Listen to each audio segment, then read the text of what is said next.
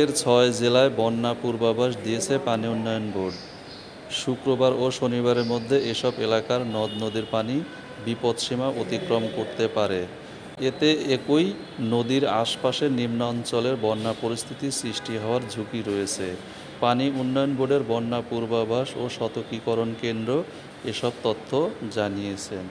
কেন্দ্রের নির্বাহী প্রকৌশলী সরদার উদয় রায়হান বলেন, ৬ জেলা হচ্ছে ফেনী, সিলেট, সুনামগঞ্জ, মৌলভীবাজার, হবিগঞ্জ এবং নেত্রকোনা। ভারী বৃষ্টিতে সব নদ-নদীর পানি বাড়তে শুরু করেছে।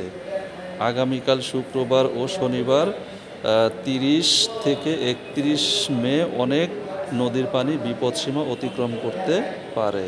এতে এসব জেলায় বন্যা পরিস্থিতি সৃষ্টি হওয়ার সংখ্যা রয়েছে বলে তিনি জানান। এদিকে বন্যা পূর্বাভাস ও সতর্কীকরণ কেন্দ্রের এক বিজ্ঞপ্তিতে বলা হয়েছে, আগামী ২ দিন চট্টগ্রাম বিভাগের গোমতী, মহুরী ও ফেনী নদীর পানি বৃদ্ধি পেতে পারে। এই সময় মহুরী নদীর পানি বিপদসীমা অতিক্রম করতে পারে। ফলে ফেনী জেলার মহুরী নদীর আশপাশের নিম্নাঞ্চলে বন্যা পরিস্থিতি সৃষ্টি হওয়ার ঝুঁকি রয়েছে। পরবর্তী একদিন এসব নদীর পানি কমতে পারে। সিলেট ও ময়মনসিংহ বিভাগের সারিগোয়াইন, জাদুকাটা, মনু, খোয়াই, খলাই ও সোমেশ্বরী নদীর পানি আগাম ৩ দিন পর্যন্ত বৃদ্ধি পেতে পারে এবং এ সময় নদীগুলোর পানি বিপদসীমা অতিক্রম করতে পারে। এতে সিলেট, সুনামগঞ্জ, মৌলভীবাজার, হবিগঞ্জ ও নেত্রকোনা জেলার নিম্নাঞ্চলে বন্যা পরিস্থিতি সৃষ্টি হওয়ার সম্ভাবনা রয়েছে।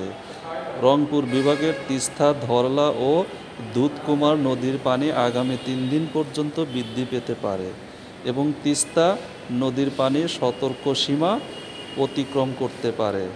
আগামী ২ দিন বরিশাল, খুলনা ও চট্টগ্রাম বিভাগের উপকূলীয় নদ-নদীগুলোতে স্বাভাবিক অপেক্ষা বেশি উচ্চতার জোয়ার পরিলক্ষিত হতে পারে।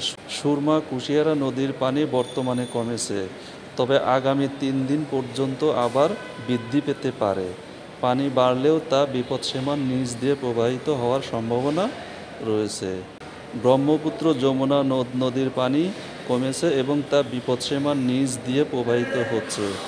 নদীগুলোর পানি আগামীকাল স্থিতিশীল থাকবে এবং পরবর্তী ৪ দিন বৃদ্ধি পেতে পারে, তবে তা এখনও বিপদসীমার নিচ দিয়ে প্রবাহিত হতে পারে। গঙ্গা নদীর পানি বর্তমানে স্থিতিশীল, অপরদিকে পদ্মা নদীর পানি বৃদ্ধি পাচ্ছে। নদীগুলোর পানি আগামী ৫ দিন পর্যন্ত বাড়তে পারে, তবে তা বিপদসীমার নিচ দিয়েই প্রবাহিত হতে পারে। শ্যামল সরকার, ঢাকা।